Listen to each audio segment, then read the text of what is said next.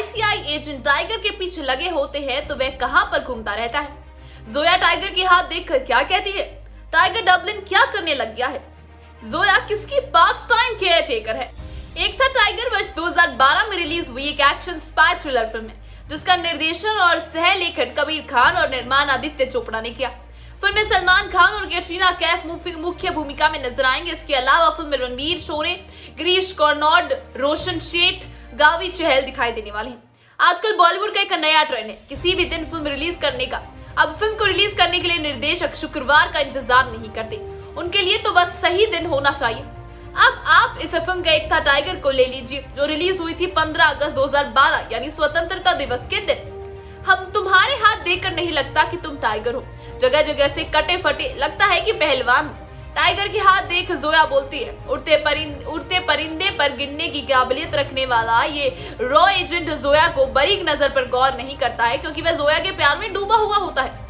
जब तब भी जोया को सामान्य लड़की समझता है, जबकि सिनेमा हॉल में बैठा एक सामाजिक दर्शक भी जोया की हरकतों को देख के अंदाजा लगा लेता है कि जोया वो नहीं दिखती जो है। डबलिन के किरदार यानी कि टाइगर एक वैज्ञानिक नजर आया। शक है कि वैज्ञानिक कुछ जानकारियां दुश्मन मुल्क को दे रहा है। इस सिलसिले में उसकी जो केयर टेकर जोया को अपने प्यार के जाल में फंसाता है लेकिन खुद फंस जाता है। टाइगर और जोया की लव स्टोरी पर खूब फुटेज खर्च की है लेकिन डबलिन की ठंड और असर इस लव स्टोरी पर दिखाई देता। एकदम बर्फ की तरह ठंडी लगती है, कोई गर्माहट दोनों के प्यार में नजर नहीं आती। प्यार के चक्कर में उस वैज्ञानिक को टाइगर और जोया के साथ फिल्म के निर्देशक और लेखक की भूल जाते हैं। जिस मिशन पर टाइगर निकला था वह इंटरवल तक का समय उस प्रसंग को दिया जो इस तरह भुला देना हैरान वाली बात है। इंटरवल के ठीक पहले दर्शक को चौंकाया जाता है लेकिन दर्शक समझ जाते हैं कि होना जाना कुछ नहीं है, सिर्फ चौंकाने के लिए यह किया गया है। असली बात सबको पता रहती है। टाइगर फर्स्ट और प्यार के बीच फैंस जो फंस जाता है उसे अपने बॉस की जो बात याद आती है जिसकी उम्र 60 के आसपास है लेकिन अब तक उसकी शादी नहीं हुई। वे फरमाते हैं कि फर्ज और प्यार के बीच में उन्होंने फर्स्ट चुना और इसी अफसोस के साथ रोजाना नौकरी कर कर आते हैं। दर्शकों को अफसोस इस बात पर होता है कि इतना ही अफसोस है तो ये नौकरी चुनी ही क्यों। अपने बॉस की उतनी गलती टाइगर नहीं दोहराता, वह प्यार को चुनता है और भाग निकलता है।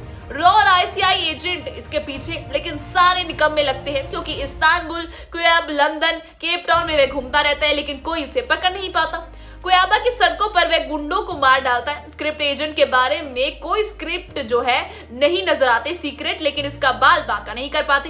हद तो तब हो गई जब टाइगर और जोया क्वेब से हवाई जहाज लेते हैं। पता नहीं किस देश में वे लैंडिंग करते हैं और पकड़े नहीं जाते। अब हर देश में वो कानून व्यवस्था हमारे देश जैसी नहीं होती और जिसके पीछे रॉ ऐसा ही होकर भी वो बच निकल जाते हैं। क्लाइमेक्स के पहली फिल्म थोड़ी गति पकड़ती है, कुछ शानदार तालियां सीटियां बजने लायक एक्शन सीन देखने को मिलता है।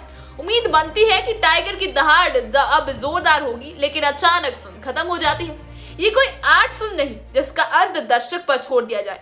ये सुपरस्टार सलमान खान की फिल्म है जिसमें दर्शक शुरुआत से लेकर ठोस अंत तक देखना चाहते हैं लेकिन अंत सभी को निराश कर देता है। चलिए लॉजिक की बात छोड़ देते हैं। बात जब लॉजर देने वाले लाइव सुपरस्टार सलमान खान की फिल्म हो तो दिमाग का हम घर पर रख कर आते हैं। हमें तो सिर्फ सलमान और उसकी सारी हरकतें देखनी होती हैं। वह डांस करे, कॉमेडी करे, गुंडों को पीट कर अधमरा कर दे, जबरदस्त डायलॉग बोले, स्लो मोशन स्टाइलिश लुक दे तो कि हमारे पैसे वसूल हो जाए। लेकिन अफसोस की बात यह है कि यहाँ पर फिल्म का अपेक्षाएं पर खड़ी ही नहीं उतरी।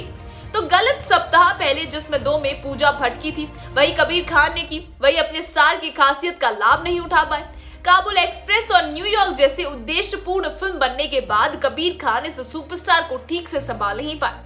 वे कशमकश में फंस रहे, न उद्देश्य फिल्म बना पाए और ना ही कमर्शियल फिल्म।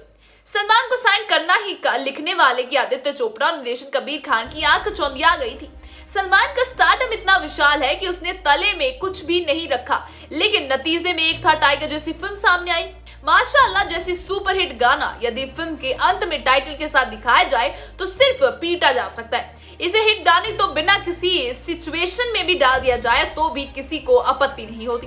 फिल्म की खासियत है कि कुछ एक्शन सीन, आयरलैंड में ट्रॉम वाला सीन और अंत में क्वेब में फिल्माया गया एक लंबा चेस सीन जिसमें टाइगर और जोया के पीछे कई लोग हैं, अंतरराष्ट्रीय स्तर के हैं। सलमान खान ने अपने रोल अच्छे से निभाया है लेकिन वे सारी हरकतें कम की है जिसने देख के लोग दर्शक टिके रहते।